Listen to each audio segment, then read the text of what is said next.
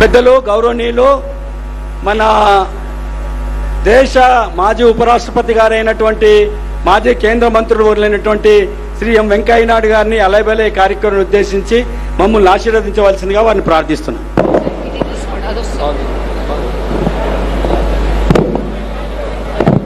గత 20 సంవత్సరాలుగా మిత్రులు శ్రీ బండారు దత్తాత్రేయ గారు ఈ చక్కని కార్యక్రమాన్ని నిర్వహిస్తున్నారు. వారికి శుభాకాంక్షలు తెలియజేయడం కోసం, అలాగే మీ అందరినీ కలవడం కోసం ఈరోజు ప్రత్యేకంగా ఇక్కడ వచ్చాం. ఈ అలయ్ బలయ్ అంటే మనందరం సోదరులం, మనందరం బంధువులం, ఒకరితో ఒకరు కలిసిమెలిసి ఉండాలనే సందేశం ఈ యొక్క పండుగ యొక్క, ఈ ఉత్సవం యొక్క పరమ ఉద్దేశం.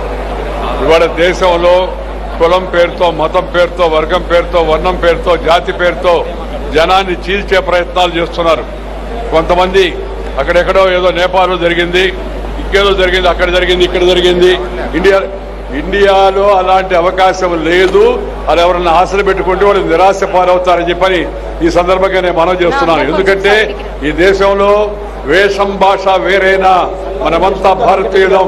అలగ్ భాష అలగ్ వేష్ ఫిర్ భీ అప్నా ఏక్ దేశ్, వివిధతా మే ఏకత భారత్ కా విశేషత అనే సిద్ధాంతానికి కట్టుబడి జనం తాత్కాలికంగా ఏదైనా చిన్న చిన్న విభేదాలు వచ్చినా వాటిని పరిష్కరించుకొని అందరూ కూడా భారతీయులు అనే భావంతో ముందుకు వెళ్తుంటారు.